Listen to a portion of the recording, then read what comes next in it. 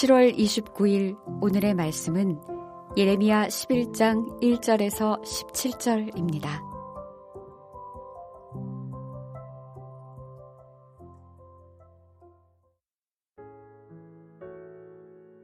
여호와께로부터 예레미야에게 임한 말씀이라.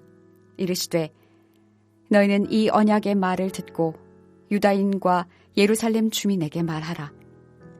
그들에게 이르기를 이스라엘의 하나님 여호와께서 이와 같이 말씀하시되 이 언약의 말을 따르지 않는 자는 저주를 받을 것이니라. 이 언약은 내가 너희 조상들을 쇠풀무 애굽 땅에서 이끌어내던 날에 그들에게 명령한 것이라. 곧 내가 이르기를 너희는 내 목소리를 순종하고 나의 모든 명령을 따라 행하라. 그리하면 너희는 내 백성이 되겠고 나는 너희의 하나님이 되리라. 내가 또 너희 조상들에게 한 맹세는 그들에게 젖과 꿀이 흐르는 땅을 주리라 한 언약을 이루리라 한 것인데 오늘이 그것을 증언하느니라 하라 하시기로 내가 대답하여 이르되 아멘 여호와여 하였노라. 여호와께서 내게 이르시되 너는 이 모든 말로 유다 성읍들과 예루살렘 거리에서 선포하여 이르기를 너희는 이 언약의 말을 듣고 지키라. 내가 너희 조상들을 애굽 땅에서 인도하여 낸 날부터 오늘까지 간절히 경계하며 끊임없이 경계하기를 너희는 내 목소리를 순종하라 하였으나 그들이 순종하지 아니하며 귀를 기울이지도 아니하고 각각 그 악한 마음에 완악한 대로 행하였으므로 내가 그들에게 행하라 명령하였어도 그들이 행하지 아니한 이 언약의 모든 규정대로 그들에게 이루게 하였느니라 하라. 여호와께서 또 내게 이르시되 유다인과 예루살렘 주민 중에 반역이 있도다. 그들이 내 말 듣기를 거절한 자기들의 선조의 죄악으로 돌아가서 다른 신들을 따라 섬겼은즉 이스라엘 집과 유다 집이 내가 그들의 조상들과 맺은 언약을 깨뜨렸도다. 그러므로 나 여호와가 이와 같이 말하노라. 보라, 내가 재앙을 그들에게 내리리니 그들이 피할 수 없을 것이라. 그들이 내게 부르짖을지라도 내가 듣지 아니할 것인즉 유다 성읍들과 예루살렘 주민이 그 분향하는 신들에게 가서 부르짖을지라도 그 신들이 그 고난 가운데서 절대로 그들을 구원하지 못하리라. 유다야, 내 신들이 내 성읍의 수와 같도다. 너희가 예루살렘 거리의 수대로 그 수치스러운 물건의 제단, 곧 바알에게 분향하는 제단을 쌓았도다. 그러므로 너는 이 백성을 위하여 기도하지 말라. 그들을 위하여 부르짖거나 구하지 말라. 그들이 그 고난으로 말미암아 내게 부르짖을 때에 내가 그들에게서 듣지 아니하리라. 나의 사랑하는 자가 많은 악한 음모를 꾸미더니 나의 집에서 무엇을 하려느냐? 거룩한 제물 고기로 내 재난을 피할 수 있겠느냐? 그때 내가 기뻐하겠느냐? 여호와께서는 그의 이름을 일컬어 좋은 열매 맺는 아름다운 푸른 감람나무라 하셨으나 큰 소동 중에 그 위에 불을 피웠고 그 가지는 꺾였도다. 바알에게 분향함으로 나의 노여움을 일으킨 이스라엘 집과 유다 집의 악으로 말미암아 그를 심은 만군의 여호와께서 그에게 재앙을 선언하셨느니라. 반갑습니다. 벌써 7월의 마지막 토요일입니다. 무더위 속에서 7월 한 달 그리고 이번 한 주간을 보내시느라 대단히 수고 많으셨고 오늘도 하나님의 말씀 앞에 나아오신 여러분을 환영하고 축복합니다. 성경을 읽다 보면 언약이라는 말이 종종 나옵니다. 이 언약이라는 말은 우리의 일상생활에서 쓰는 단어가 아니다 보니 조금 생소하게 느껴질 수도 있는데 앞으로 성경을 읽으실 때 이 언약이라는 단어가 나오면 국가 간의 조약이나 또는 두 사람 간의 서약을 떠올리시면 좋을 것 같습니다. 국가 간의 조약이든 두 당사자 간의 서약이 되었든 언약의 핵심은 관계 맺기라고 할 수 있습니다. 언약의 핵심은 관계 맺기라고 할 수 있으며 그런 맥락에서 언약은 관계의 약속이라고 부를 수 있습니다. 언약은 두 나라가 조약을 통해 주인과 종 또는 동맹 관계를 맺거나 또는 두 남녀가 서약을 통해 결혼 관계를 맺는 것과 같습니다. 이처럼 언약을 통해서 관계를 맺게 되고 이 관계를 언약 관계라고 부르는데, 이 모든 언약 관계에는 무엇이 뒤따르게 되는 것입니까? 예를 들어서 두 남녀가 결혼 서약을 통해서 부부 관계를 맺게 되면 그 뒤에는 무엇이 뒤따르게 되는 것입니까? 부부 관계에 책임과 의무가 뒤따르게 되는 것입니다. 이 책임과 의무를 이 두 당사자가, 남편과 아내가 잘 지키면 부부 관계가 좋고 잘 유지되지만, 어느 한쪽에서 부부 관계에 배우자의 책임과 의무를 잘 지키지 않으면 부부 관계가 깨지거나 또는 위태로워지게 됩니다. 하나님과의 관계도 마찬가지입니다. 하나님은 시내산 언약을 통해서 이스라엘과 관계를 맺으셨습니다. 언약 관계를 맺으셨습니다. 하나님이 이스라엘과 언약 관계를 맺으신 이유가, 그 이유가 이스라엘에게 있지 않다는 점에서 우리는 그 언약을 은혜의 언약이라고 부릅니다. 왜냐하면 이스라엘이 잘해서나 잘나서 하나님이 이스라엘과 언약을 맺으신 것이 아니기 때문에 우리는 그 언약을 은혜의 언약이라고 부릅니다. 하나님이 은혜로 이스라엘을 선택하셔서 언약 관계를 맺으셨습니다. 그러니까 은혜입니다. 그렇다면 이 언약 관계에는 무엇이 동반되고 뒤따르게 됩니까? 언약 관계에 책임과 의무가 뒤따르게 되는 것입니다. 하나님 편에서 이 언약 관계의 책임과 의무는 이스라엘을 자기 백성처럼 돌보며 복을 주는 것입니다. 이스라엘 편에서의 이 책임과 의무는 하나님만을 왕으로 섬기며 하나님의 말씀에 순종하는 것입니다.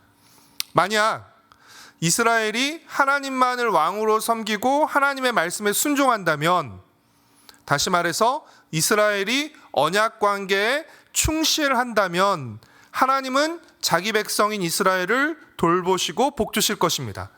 이것을 언약적 축복이라고 표현합니다. 그러나 반대로 이스라엘이 하나님의 말씀에 불순종한다면, 하나님만을 왕으로 섬기지 않고 우상을 섬긴다면, 즉 이스라엘이 하나님과의 언약 관계에 충실하지 않는다면 하나님은 자기 백성을 벌 주실 것입니다. 이것을 언약적 저주라고 표현합니다. 다시 정리하면, 언약은 하나님과 특별한 관계를 맺는 관계의 약속으로서 관계의 책임과 의무가 뒤따르게 됩니다. 그리고 이 관계의 의무와 책임에 충실했느냐의 여부로 이스라엘은 복을 받거나 저주를 받게 되는 것입니다. 오늘 묵상 본문에서 하나님은 예레미야에게 어떤 말을 유다 백성과 예루살렘 주민에게 말하라고 하십니까? 2절 말씀입니다. 너희는 이 언약의 말을 듣고 유다인과 예루살렘 주민에게 말하라. 바로 언약의 말입니다. 언약의 말은 구체적으로 언약 관계 속에서 하나님이 자기 백성에게 주신 법, 즉 율법을 의미합니다. 언약을 통해 이스라엘은 이제 하나님의 백성이 되었기에 어떤 책임과 의무가 뒤따르게 되는 것입니까? 하나님만을 왕으로 섬기면서 하나님의 명령, 즉 율법을 듣고 지켜야 할 의무와 책임이 있는 것입니다. 그러나 이스라엘 백성은 이 의무와 책임을 잘 지켰습니까? 그렇지 못했습니다.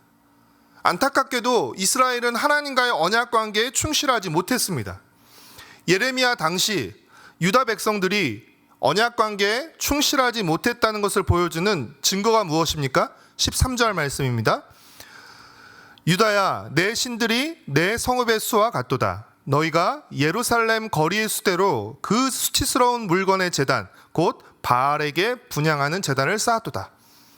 유다 백성들이 섬기는 수가 예루살렘의 성읍 수만큼 많았다는 것입니다. 또 거리에서 바알에게 분향하는 제단을 쌓았다는 것입니다. 이것은 무엇을 말하는 것이죠?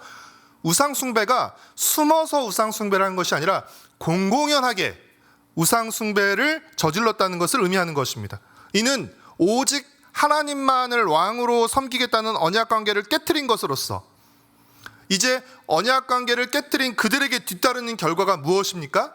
앞서 말한 언약적 저주입니다.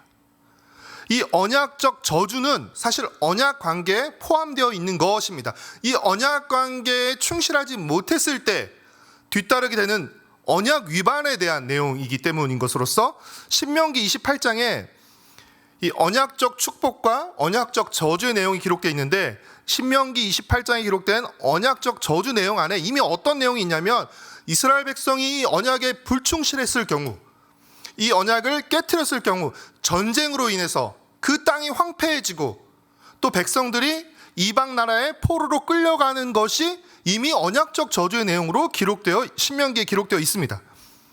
그러니까 하나님이 어느 날 갑자기 화가 나서 유다를 멸망시키고 또 유다 백성을 포로로 끌려가게 하신 것이 아니라, 이 언약의 근거에서, 언약 관계의 근거에서 하나님은 이스라엘 백성들의 그 언약 위반을 계속해서 경고해 왔던 것이고, 그러나 유다 백성이 끝까지 하나님의 경고와 책망을 듣지 않고 계속해서 언약을 위반했기 때문에 언약 관계에 포함된 이 언약적 저주를 하나님께서 실행하신다는 것입니다.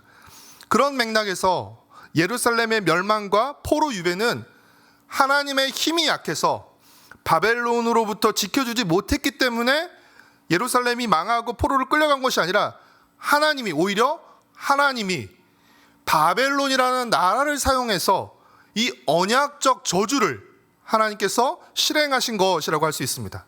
그러니까 망해서 포로로 끌려간 유다 백성들은 무엇을 기억해야 합니까?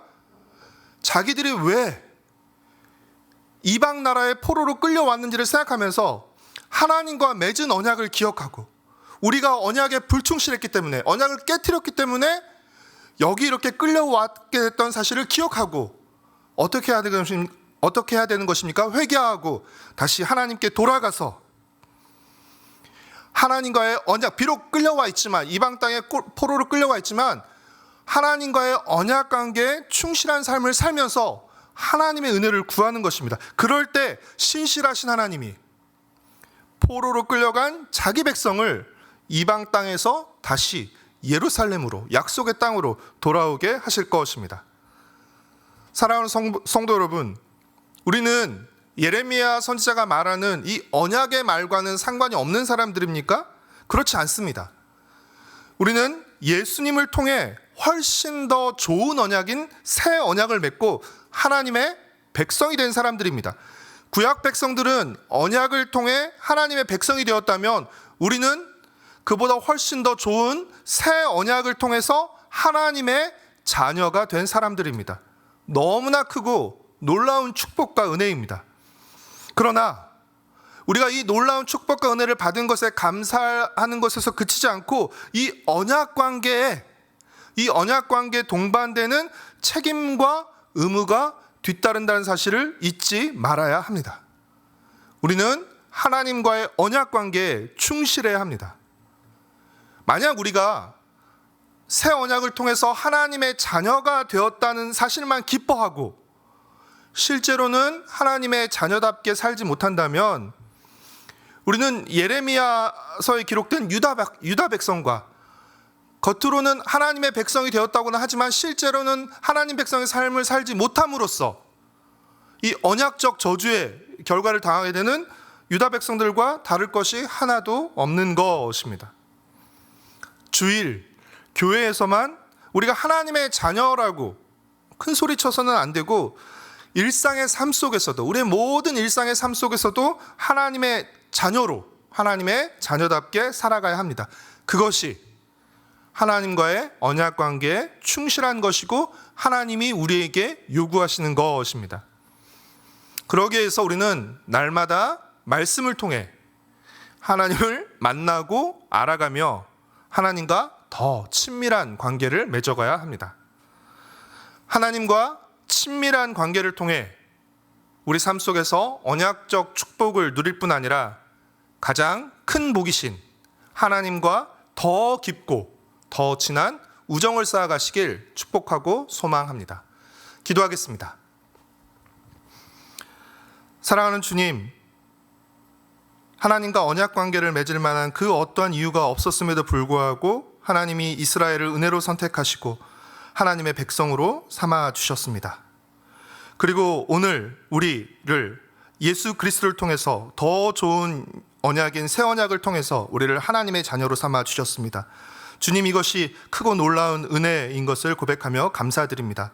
그러나 우리가 하나님의 백성이 된 것, 하나님이 자녀가 되었다는 것, 이 사실만 기뻐하고 여기서 끝나는 것이 아니라 우리가 하나님의 백성답게, 하나님의 자녀답게 살아갈 수 있게 허락하여 주시옵소서. 하나님과의 관계가 비인격적이고 기계적이고 그런 주술적인 기복적인 관계가 아니라 친밀하고 인격적인 관계라는 사실을 잊지 않게 허락하여 주시고, 하나님을 더 사랑하고 하나님의 말씀에 더 순종하며 하나님과 동행하는 복과 기쁨을 누려갈 수 있도록 주님 은혜를 베풀어 주시옵소서. 사랑하는 주님, 목요일부터 우리 청소년들의 수련회가 진행되고 있습니다. 주님, 마지막 시간까지 주님께서 은혜를 베풀어 주시고 우리 청소년들이 언약 자손으로서 또 언약 백성으로서의 그 큰 기쁨과 자긍심을 가지고 그들이 평생 살아나갈 때 주님과 동행하며 평생 하나님의 자녀로, 하나님의 사람으로 살아갈 수 있도록 주님 은혜를 베풀어 주시고 건강하고 무사히 잘 마치고 돌아올 수 있도록 은혜를 베풀어 주시옵소서. 내일은 우리 공동체가 함께 모여 예배드리는 복된 주일입니다. 주님, 주일 예배를 통해서 우리의 마음이 다시금 하나님을 향하고 하나님으로 충만해지고 하나님으로 뜨거워지고 하나님으로 새로워질 수 있게 허락하여 주시고, 하나님께서 각 사람에게 필요한 은혜를 부으셔서 다시금 우리의 심령이 새 힘을 얻을 수 있도록 주님 은혜를 베풀어 주시고, 또 공동체 안에서 위로와 또 격려가 필요한 자들이 교제를 통해서 또 만남을 통해서 하나님의 은혜로 채움을 받도록 주님 역사하여 주시옵소서. 감사드리오며 예수님의 이름으로 기도드렸습니다. 아멘. 하늘에 계신 우리 아버지여, 이름이 거룩히 여김을 받으시오며 나라가 임하시오며 뜻이 하늘에서 이루어진 것 같이 땅에서도 이루어지이다. 오늘 우리에게 일용할 양식을 주시옵고 우리가 우리에게 죄 지은 자를 사하여 준 것 같이 우리의 죄를 사하여 주시옵고 우리를 시험에 들게 하지 마시옵고 다만 악에서 구하시옵소서. 나라와 권세와 영광이 아버지께 영원히 있사옵나이다. 아멘.